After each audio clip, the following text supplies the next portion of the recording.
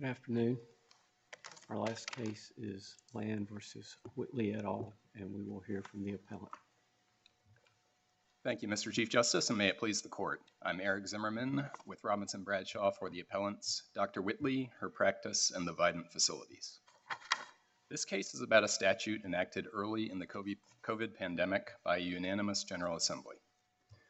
At that time, the people of our state needed health care more than ever.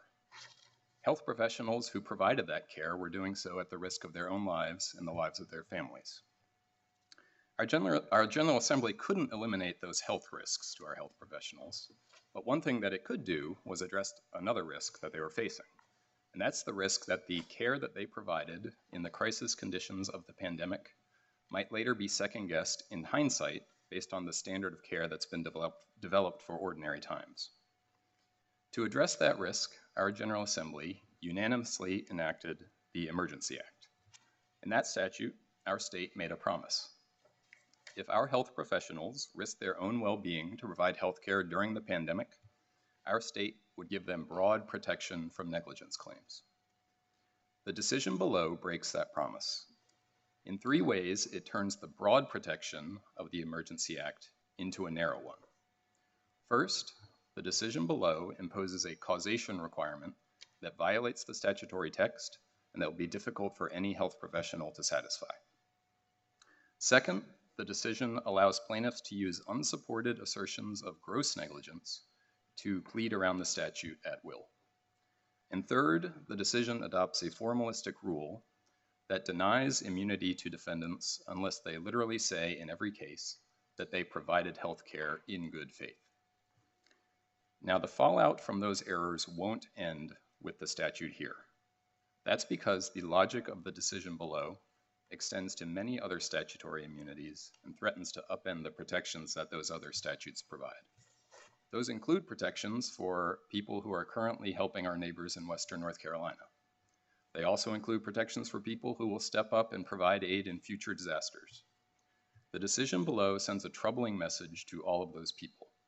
Even if our state promises to give you broad protection if you serve the public interest in a time of crisis, when the crisis is over, you might be denied that protection. Now, the briefing in this court has shown that the parties here are actually in quite a bit of agreement on the legal issues in this case. First, we and the Lands agree that the statute here does not impose a requirement that health professionals show a causal link between COVID and specific acts or omissions that are alleged to be negligent. Second, we agree that unsupported assertions of gross negligence do not allow a plaintiff to avoid dismissal.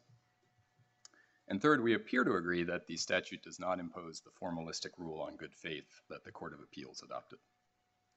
So I have a question about jurisdiction. The statute here confers immunity from civil liability. It doesn't say immunity from suit. It doesn't say, use the term civil action. When we've justified interlocutory appeals for other kinds of immunity or other immunities like, say, public official immunity, what we've said is there's an immunity there from suit, not just liability, but from suit. And therefore, there's a substantial right there because if you're compelled to go through litigation, you've lost, one of the most important benefits that the immunity is supposed to confer. Here, the General Assembly didn't use the term immunity from suit, but just from liability. So do we even have jurisdiction here? Is there a substantial right here? Yes, Your Honor, you do have jurisdiction here on either of two grounds. One is the substantial right ground. The other is that the immunity here goes to personal jurisdiction. That's the basis that the Court of Appeals relied on to allow appellate jurisdiction here, and that supports this court's appellate jurisdiction as well. On the substantial right point, this court has actually held that a substantial right exists based on a statutory immunity that didn't use the phrase immunity from suit. That's the Burton case, where this court reversed the Court of Appeals on the issue of substantial right. That was a statute, it was a workers' compensation statute, and the statute there did not use the phrase immunity from suit. It talked in terms of excluding other rights and remedies that were available to an employee. The Court of Appeals in that case basically reasoned, this statute doesn't use the word immunity, and so we're not going to say there's a substantial right here. This court summarily reversed that decision of the Court of Appeals and held that that statute affected a substantial right. So that decision teaches us a couple of things. Number one, the phrase immunity from suit does not need to be in a statute in order to give rise to a substantial right. And number two, I think the way that this court summarily reversed the Court of Appeals in that case shows that there really are no kind of magic words requirements in this context in order to trigger the right to immediate appeal. And what this court should really be looking at is a question of legislative intent, and what did the General Assembly mean to do here, and did it mean to create a right that's enforceable through an immediate appeal? And here we believe it does, based on the Burton case. Your Honor mentioned immunities in other contexts that have long been held to give rise to immediate appeals. And another example of a statutory immunity that's been held to do that is the Henderson case from the Court of Appeals. That was another statutory immunity that referred to liability and not to immunity from suit. The Court of Appeals there held that that immunity was a matter of personal jurisdiction. So that also leads to the conclusion that you can have an immediate appeal there. So when the General Assembly was legislating here, it was legislating against that pretty uniform backdrop of law from this court and from the Court of Appeals, holding that immunities, no matter how they're worded, give rise to immediate appeals. And there's a longstanding principle of interpretation that when you take a word from one context and transport it into a new context, it brings the old soil with it. And here what the General Assembly was doing was taking the word immunity from those other contexts, putting it in this statute, and so it brought that old soil with it that allows for an immediate appeal. Well, we've certainly never said, have we, that any and all immunities create a right of immediate appeal.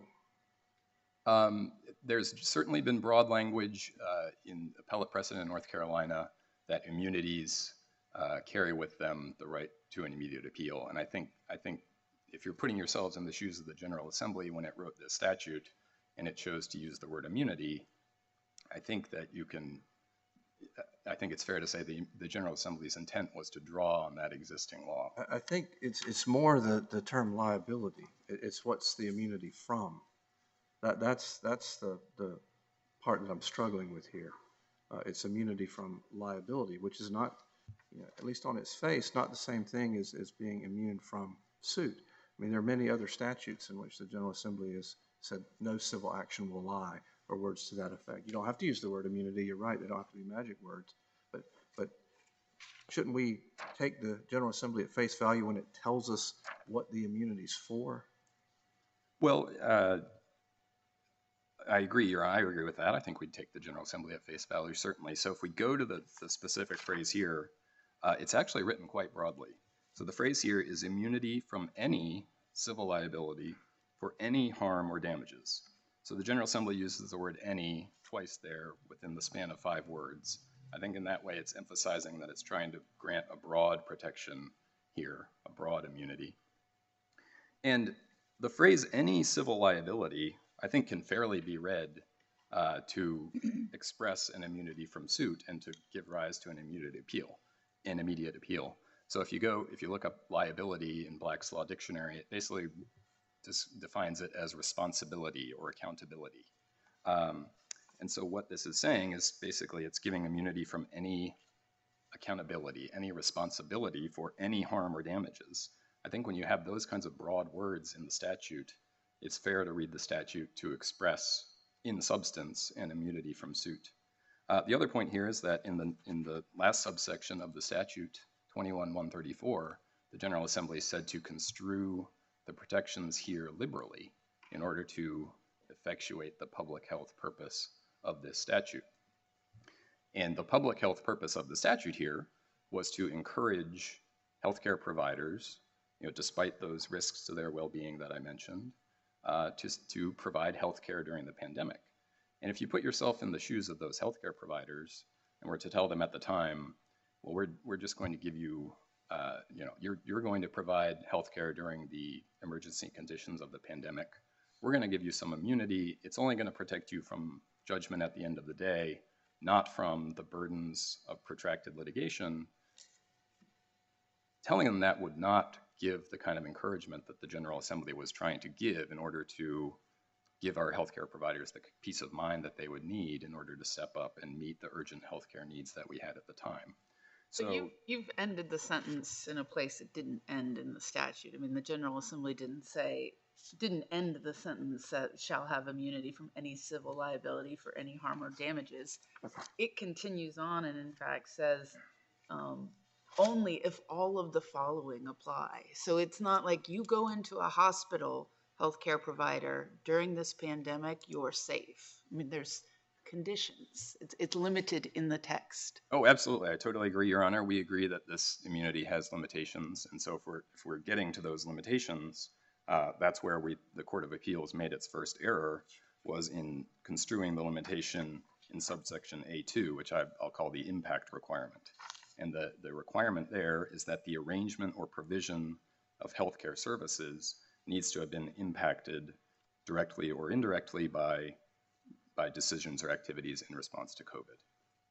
What went wrong in the Court of Appeals here is that rather than requiring an impact from COVID on the arrangement or provision of healthcare services, the Court of Appeals said that the statute requires a health professional to show COVID caused the specific acts or omissions done by the defendant that are alleged to be negligent.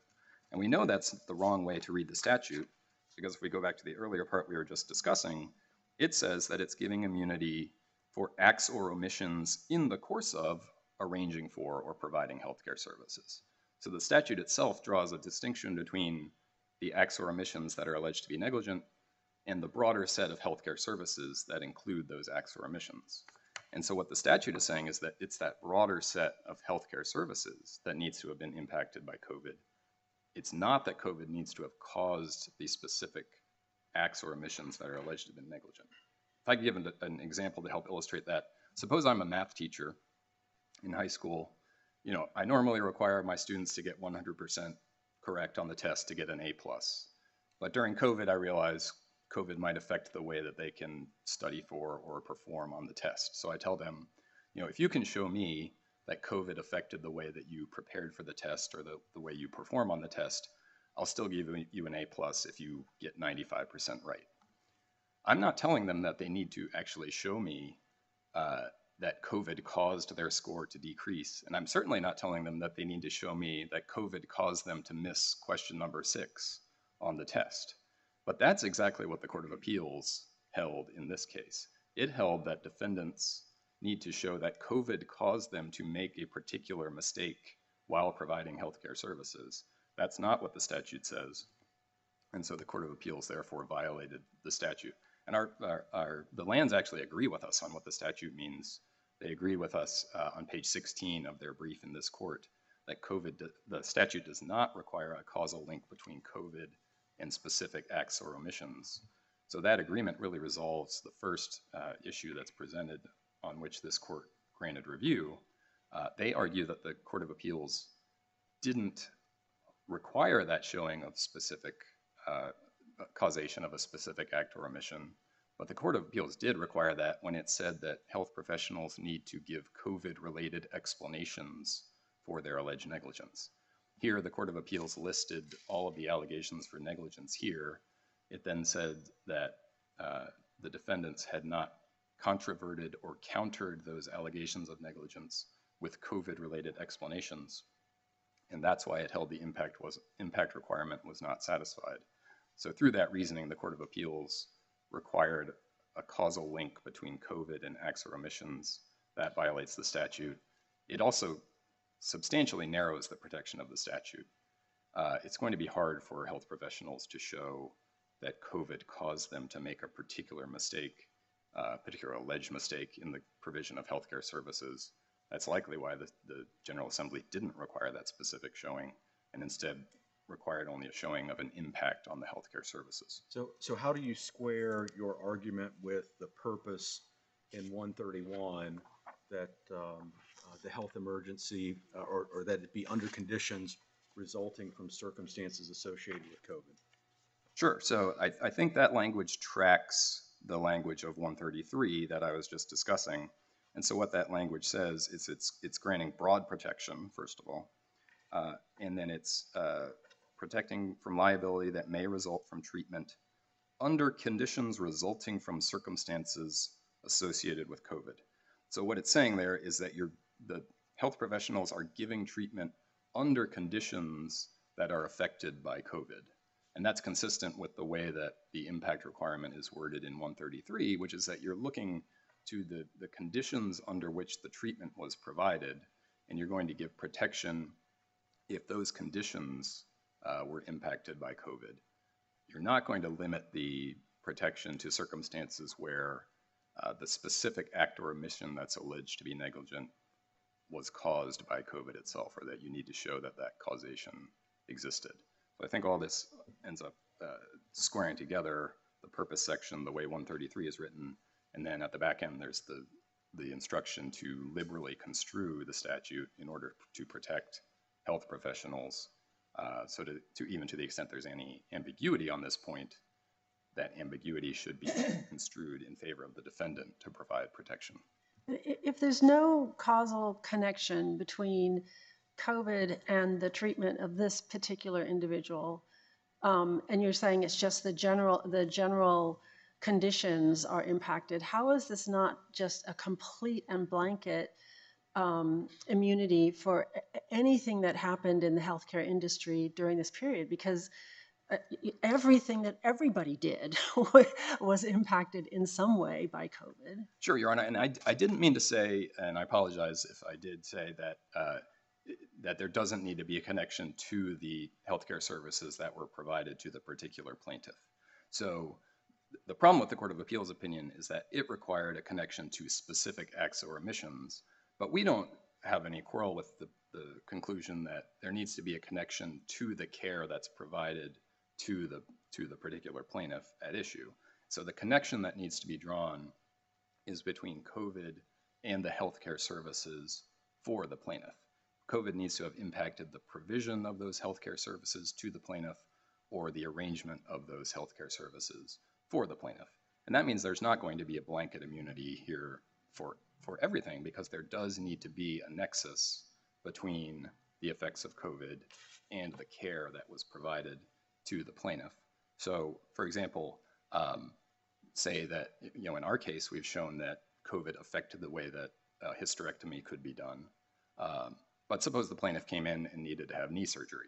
The fact that COVID affected the way that hysterectomies could be performed doesn't have a nexus to the plaintiff's knee surgery. There's no impact on the healthcare services that were provided to that plaintiff. And so that's a place where the impact requirement in the statute is not going to be satisfied. Another example would be you're getting care and there are staffing shortages in one part of the hospital. Some departments at the hospital are having issues because of COVID and don't have enough staff. But the plaintiff comes in and gets care in a totally different part of the hospital that is not having any staffing shortages. That's another place where there's no nexus between COVID and the healthcare services for the plaintiff. And you can see that connection, that nexus requirement in the statute, in subsection A of 21-133, it says that it's granting immunity for acts or omissions in the course of arranging for or providing healthcare services. And then A2, it says it's the arrangement of healthcare, the arrangement or provision of healthcare services is impacted. So we take the word "the" there to be referring back to the set of healthcare services that includes the act or omission at issue. So it's the set of healthcare services for the plaintiff, and it's those healthcare services that need to be impacted. So doesn't that make this a factual determination? And how would we be deciding this on 12B2 or 12B6 grounds? Sure. So on 12B2, we are allowed to put in affidavits, and that's what we did here. And our affidavits showed that COVID had the impacts that the statute requires. And there's no factual dispute on that point. There's nothing in the complaint that addresses COVID at all, or that creates any kind of factual dispute with what we have established in our affidavits on this point. And so here, for example, as I mentioned, we showed an impact in the affidavits by showing that COVID affected the very surgery that was done here on Ms. Land, because for the hysterectomy that was done here, as Dr. Whitley explains in paragraphs 20 to 21 of her affidavit, the normal way to assess potential complications during that type of surgery would be to do a procedure called a laparoscopy. And that's a procedure where the patient's abdomen is inflated with gas, and that lets the doctor better see what's going on inside the body. But at the time, and this is also in Dr. Lindbeck's affidavit, paragraph 10, surgical associations early in the pandemic were warning against doing laparoscopies because there was a concern that when you inflate the abdomen, if there are any virus particles in there, they would get aerosolized. And then when the abdomen gets deflated, the virus particles would end up in the air, and that would transmit the virus to other people. And so at that time, at the time of the surgery here, surgeons generally, and Dr. Whitley in particular, were avoiding the use of laparoscopies when they could. And so that normal way to assess potential complications was not a readily available option for the surgery here. So that's a direct impact of COVID on the surgery that was performed here. And that's just one of several ways in which the affidavits show that there was an impact of COVID in this case. So we've satisfied the impact requirement through our affidavits, and the Court of Appeals incorrectly required a causal link to specific acts of negligence. Court of Appeals' second error was to allow unsupported assertions of gross negligence to allow plaintiffs to avoid dismissal under the statute. Here, the Court of Appeals never asked, do the factual allegations in this complaint rise to the level of gross negligence? Do they meet the very high standard that's set by this court's decisions in Yancey and other cases? Instead, what the Court of Appeals did here was to say the complaint contains many allegations of negligent conduct and alleged breaches of the standard of care. It then includes an assertion of gross negligence, and then the Court of Appeals said, consequently, the complaint here satisfies the gross negligence exception to the statute. And but so I mean, she also, in the complaint, alleged that the doctor failed to palpate her abdomen in a post-op examination, which maybe is hard to credit, but it's alleged. Well, she does allege that the doctor did not touch her. It's true. But, right, in order to satisfy the gross negligence exception here, it's a very demanding standard. The facts alleged in the complaint would need to rise to the level of showing a conscious disregard for Ms. Land's safety. They basically, as this court put it in Yancey, the allegations would need to show that Dr. Land knowingly violated Ms. Land's rights. So if she went and had a post-op examination and was reporting pain, taken that allegation is true, you're saying as a matter of law, that can't be gross negligence, that the doctor failed to palpate her abdomen and feel for what's going on in light of reported pain and being a few weeks post-op? Well, I don't know that the court needs to put it quite that way, because the other thing that we have in the allegations here in paragraphs 25 and 27, what the complaint alleges is that right after the surgery, Ms. Land was having abdominal pain and Dr. Whitley prescribed pain medication for her. And then in paragraph 27, what the complaint says is she came back to Dr. Whitley in the post-operative visit and she was still having abdominal pain, and so Dr. Whitley prescribed her more pain medication. So what those allegations show is that Ms. Land came back with the same issue that she was having before, and Dr. Whitley provided the same treatment that she was having before. So what those allegations support is the idea that Dr. Whitley continued the course of treatment that already appeared to be called for. I don't think those allegations can, as a matter of law, I don't believe that those allegations rise to the level of gross negligence, even with the additional assertion that she didn't touch Dr. Whitley.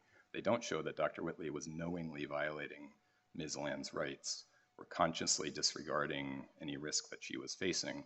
At most, they suggest that Dr. Whitley made a mistake. They suggest that perhaps Dr. Whitley did not adequately treat the issue that Ms. Land was facing. But as the facts of decisions like Yancey and Green v. Kearney show, there's a wide gulf between ordinary negligence and gross negligence. In Green v. Kearney, you had emergency responders who treated an accident victim as dead, even though they saw his eyelids twitching and his chest moving. Court of Appeals held even that didn't rise to the level of gross negligence. So if just not doing an allegation that Dr. Whitley didn't do an adequate investigation at the post-op visit is enough to plead gross negligence, it's going to be far too easy to plead that exception to the statute and avoid dismissal in virtually every case. But in this case, don't we also have to factor in the allegations that the doctor, from having performed the procedure itself, knew that it was a complicated, that there were factors that made it a complicated procedure? I mean, that seems to me to also be part of the facts here. It's certainly part of the facts, but I would say that the allegation that the procedure was difficult still does not rise to the level of showing that Dr. Whitley knew that anything had gone wrong. I mean, if I say that something was difficult to achieve, it doesn't mean that I think I've failed to achieve it. And so I think there's a difference between an allegation that the procedure was difficult and an allegation that Dr. Whitley was consciously doing anything that she thought would harm Ms. Land. If I may, I'd like to reserve the rest of my time for rebuttal. Thank you, counsel.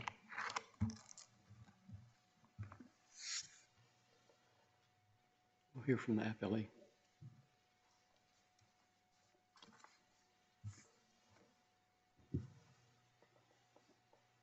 Mr. Chief Justice, Your Honors, may it please the Court.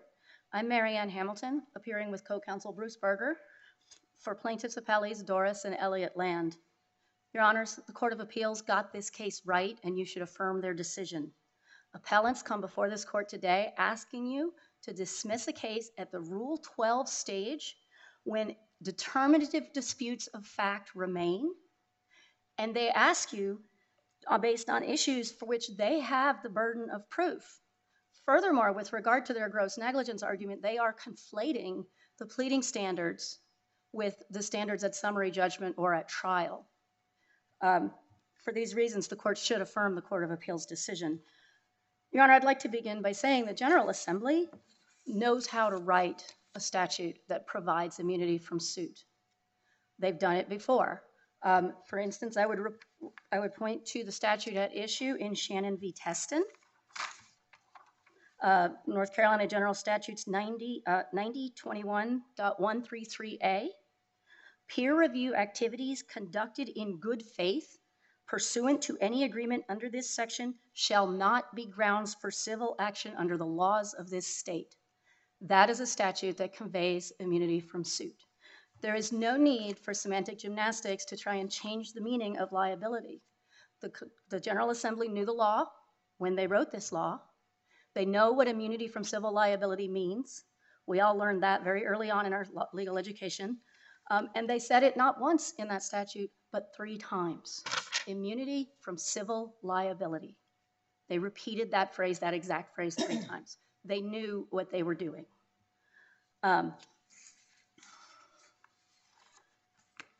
So there's no need, there's no need then to use a lot of canons of statutory construction because the statute says on its face what it means. And this court, in construing a statute, needs to look to three things in this case. First of all, the presumption that the General Assembly, as I said, understands the law. They knew what they were saying, they knew what they were doing when they wrote this law. Even in the midst of a public emergency, they took the time and they took care and they passed a limited immunity from suit for public health care providers. The second one is the presumption that every word in the statute was deliberately chosen and every word should be given effect. And this works in conjunction with the third statutory canon I want to bring to your attention, and that is that the statute must be read as a whole. You cannot read one provision of the statute to make the rest of the statute a nullity.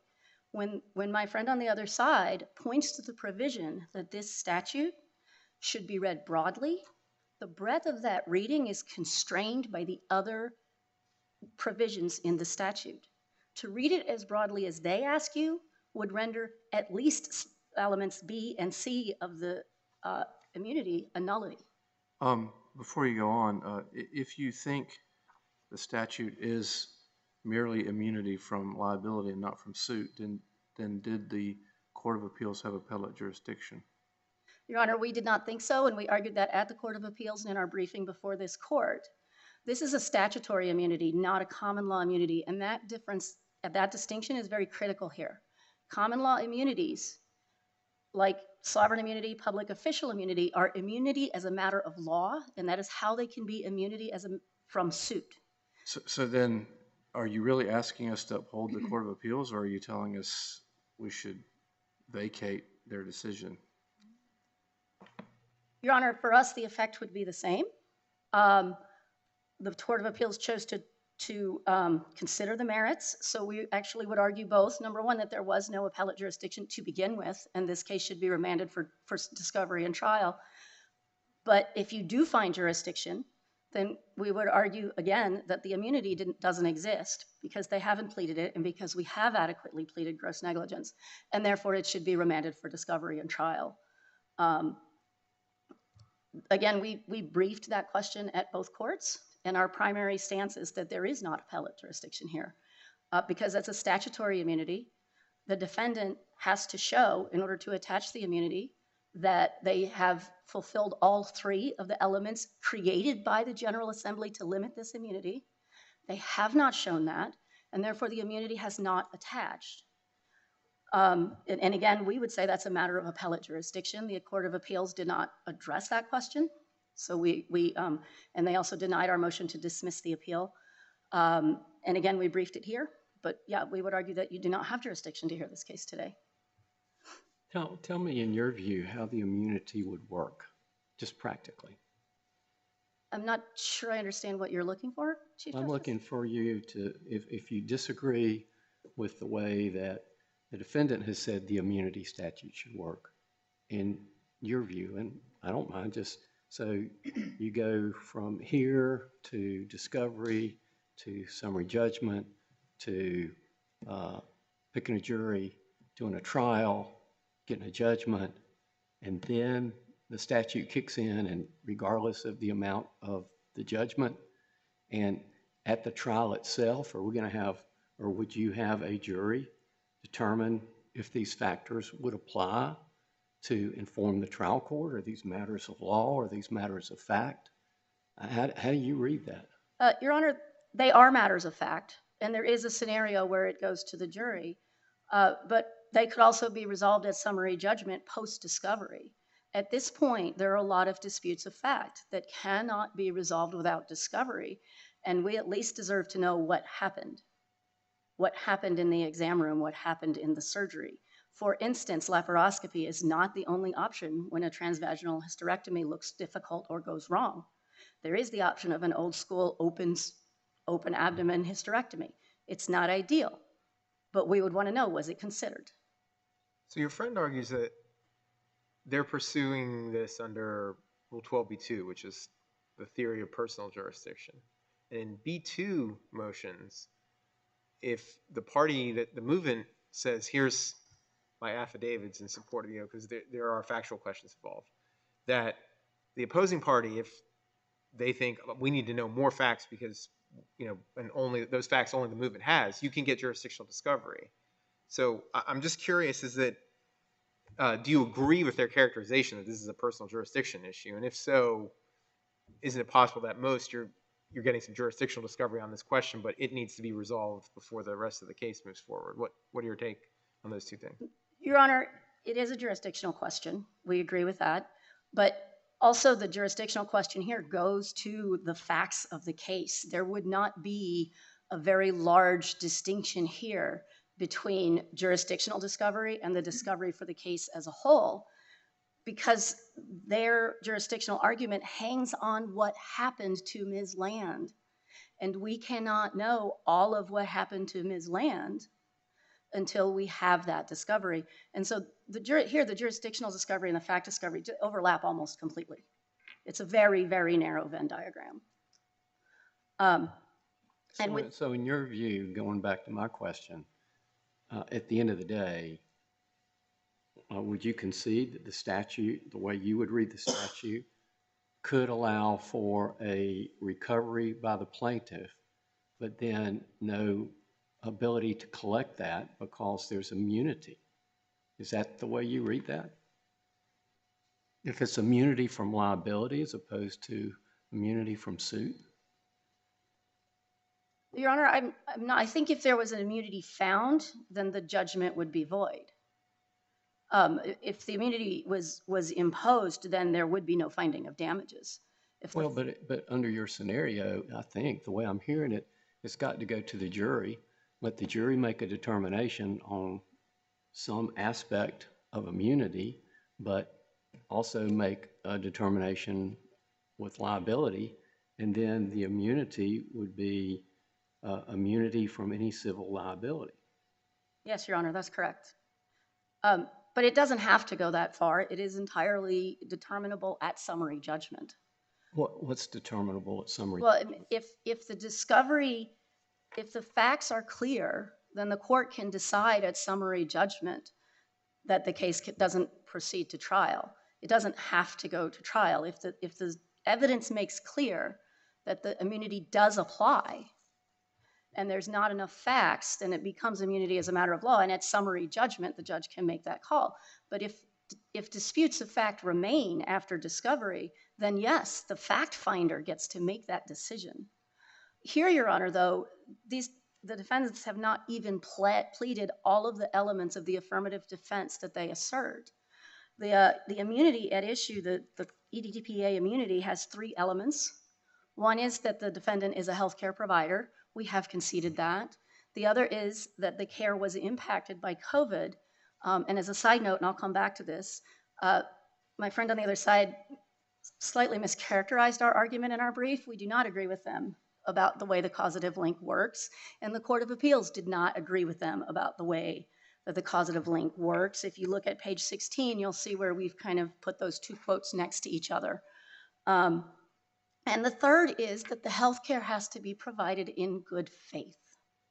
And here we come to another point of disagreement with defendants.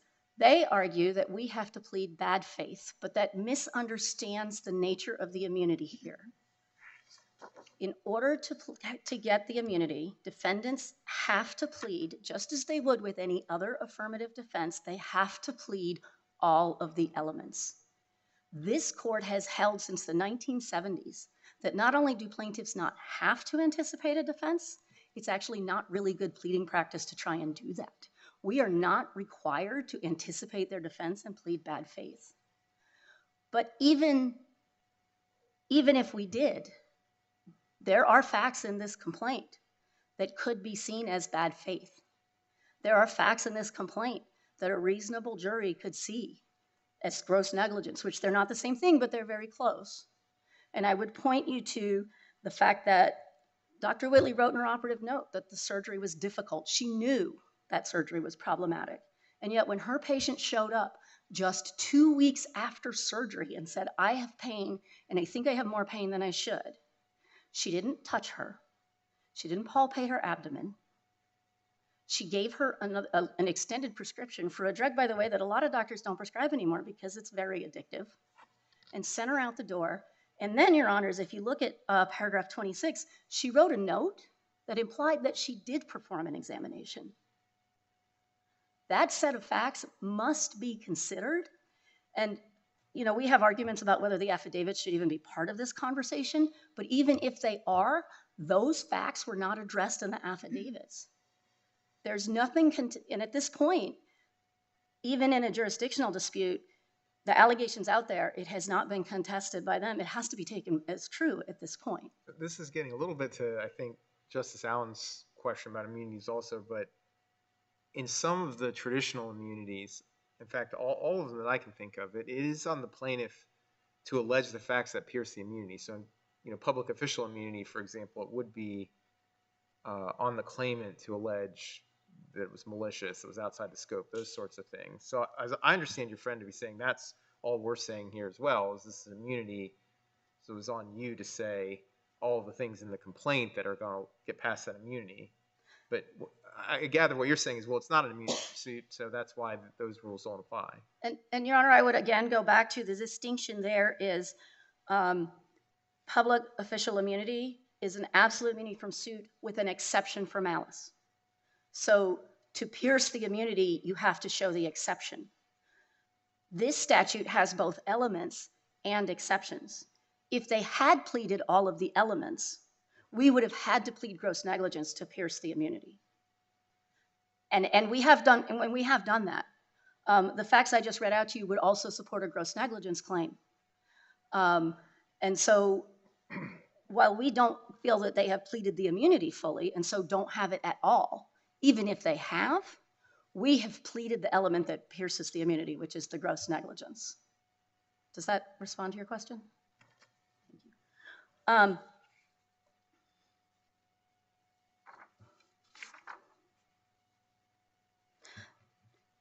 And my colleague's description of the standard for gross negligence in North Carolina courts is partially correct, but it conflates two different stages of the case. Yancey, Green v. Carney, those are all summary judgment cases. When the judges made those decisions and when this court reviewed those decisions, all the facts that were going to be known were known. And the description of how gross negligence is defined is in the context of those known sets of facts. That is not ever a Rule 12 determination. This court has held that the test for gross negligence turns on the totality of the circumstances. It's a fact-based test. It's determined based on the facts and circumstances, and it is a matter generally left to the jury. If we have enough facts that a jury could reasonably see gross negligence, certainly at the Rule 12 stage, but perhaps even at the summary judgment stage, we go forward.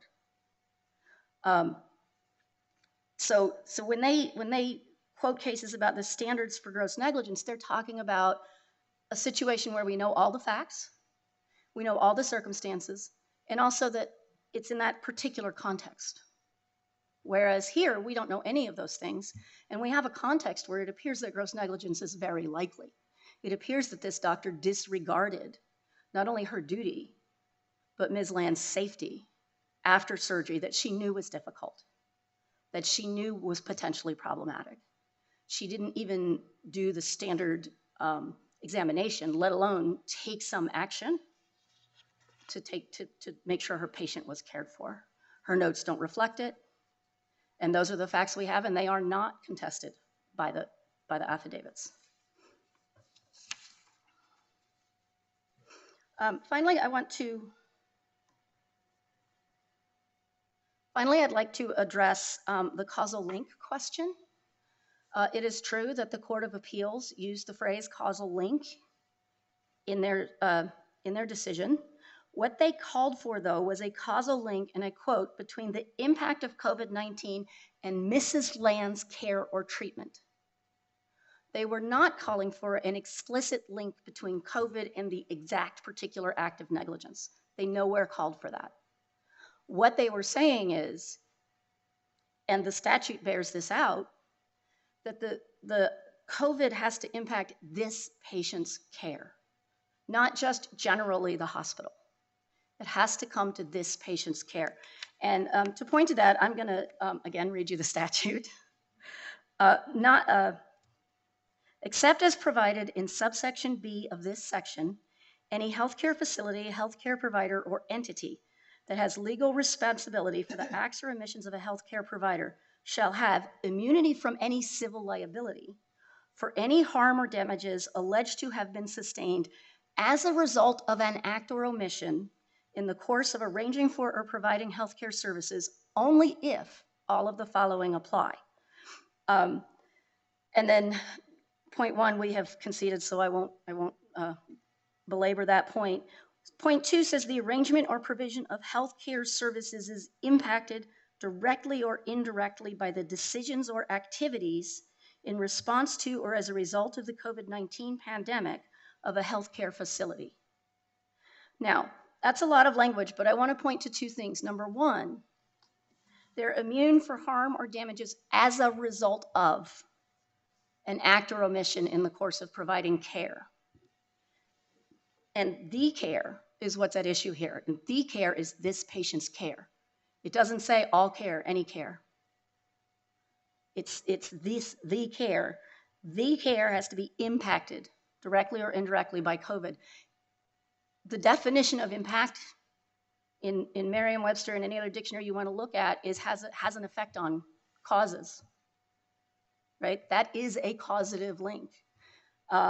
As a result of an act or omission. An act or omission causes harm. That is, in the plain language of the statute, a causative link. The Court of Appeals wasn't making anything up. They weren't engaging in any exotic analysis. That's the language of the statute. And that's the language we're relying on. And that's what my colleagues on the other side have not shown.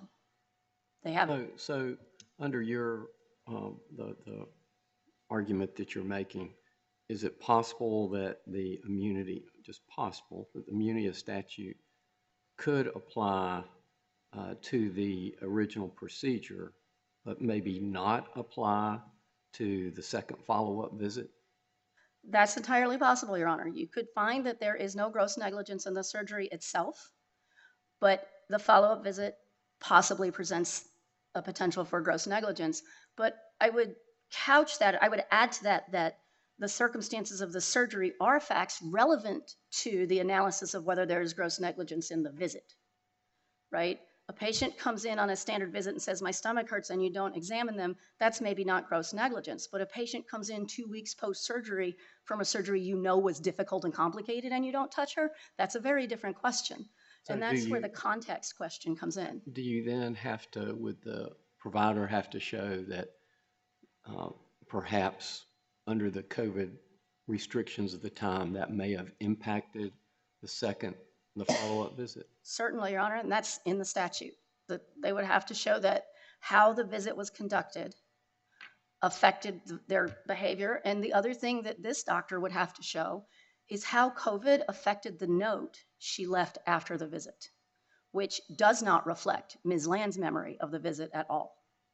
That note implies that she did do an examination, and it's a matter of fact, but we would claim that as sick as Ms. Land became just 2 weeks later, if she had palpated her abdomen, she may well have found the error in time to correct it and to avoid most of the worst effects of what happened, but she didn't, and we're here.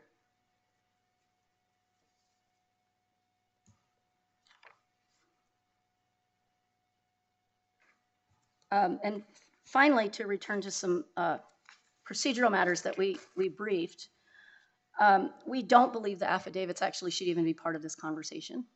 If you look at the timeline, if you look at the procedural history, those affidavits, the complaint was filed in February of 2022. The first motion to dismiss from defendants was filed in May, at the same time as they answered the complaint. There were some motions for extension of time in there that are not really relevant. At some point in the following months, the hearing was calendared for October 26th. Plaintiffs submitted the memo in opposition on October 19th, a full week ahead of the hearing, and the 5 days required by Rule 6D. You're required to have your briefs in five days before the hearing, and because it's less than 7 days, that 5 days doesn't include the weekends. Defendants submitted an amended motion to dismiss on October 24th and October 25th. So now we're just 1 day before the hearing, and they submitted the affidavits attached to those amended motions to dismiss. That is clearly in violation of Rule 6D, which requires that first of all, that the written motion should have, and the notice of the hearing was served not later than 5 days before the time specified for the hearing. Our response was filed 5 days before. When a motion is supported by affidavit, the affidavit shall be served with the motion. Now, technically it was served with an amended motion. And opposing affidavits shall be served at least 2 days before the hearing. At this point, and because they weren't served 2 days before the hearing, plaintiffs should have been given a continuation and an opportunity to address the affidavits, but the judge at trial was regrettably unclear about whether he intended to consider the affidavits or not, and so they have proceeded along. But one of our arguments is that this court should correct that error and discard these affidavits as not properly before the court.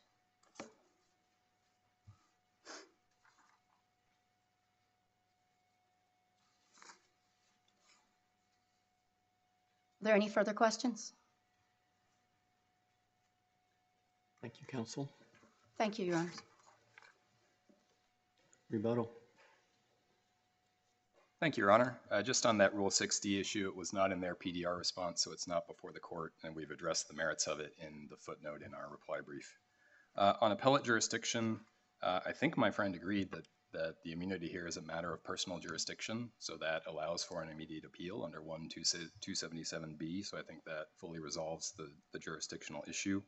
Even if it's not a matter of personal jurisdiction, my friends still have not responded to the Burton case, which allowed a substantial right appeal even when a statute did not use the phrase immunity from suit. If we can't appeal now after Rule 12, we also can't appeal at the summary judgment stage. So that's a consequential ruling for not just the immunity here, but many other statutory immunities. We cited 56 statutory immunities in the appendix to our opening brief. Every one of those uses the word liability. So if you're saying you can never appeal those at Rule 12 or Rule 56, you're saying erroneous denials of all of those statutory immunities are going to force defendants to go to trial in every case, despite the protections that our General Assembly has tried to afford them, including protections for people who are currently providing aid after Hurricane Helene. I've heard a lot of arguments from my friend that are trying to ask for an affirmance based on grounds that the Court of Appeals did not adopt. So there's a lot of discussion about arguing that the allegations here show gross negligence. The Court of Appeals did not answer that issue. It said unsupported assertions of gross negligence can survive dismissal. It said we don't even need to analyze whether the facts show gross negligence. I've heard arguments about how the allegations show bad faith. The Court of Appeals did not hold that there was allegations of bad faith here. The Court of Appeals said in every case, the defendant needs to put the literal words good faith in their affidavit in order to satisfy the statute. So we've described in our briefs that formalistic rule conflicts with the Court of Appeals decision in Shannon v. Teston and doesn't serve any practical purpose. It just creates a procedural trap for the unwary defendant where they need to know that even though the plaintiff has not put good faith at issue by alleging bad faith, the defendant still needs to put in an affidavit that uses magic words saying good faith. And then on the impact issue, what my friend still has not responded to is the language in the Court of Appeals opinion that required COVID-related explanations for the alleged negligence here. The Court of Appeals listed the allegations of negligence and said that we had not satisfied the impact requirement in the statute because we had not given COVID-related explanations for that alleged negligence. That is not what the statute requires. The statute requires an impact on the healthcare services that included the acts or omissions of alleged negligence. So the Court of Appeals was requiring a connection between COVID and the wrong thing. It was requiring a connection between COVID and acts or omissions as opposed to a connection between COVID and the healthcare services at issue. A couple other quick points. This court in the Ray case, 366 NC1, it's cited in my friend's brief, applied the Yancey gross negligence standard at Rule 12, so it's incorrect to say that's the standard that doesn't apply. And my friends admit that they need to plead facts that rise to the level of gross negligence. That's not what the Court of Appeals held. Under the Court of Appeals rule, plaintiffs can plead around the statute at will. Thank you. Thank you, counsel. Thank you both. All right. Oh, yes.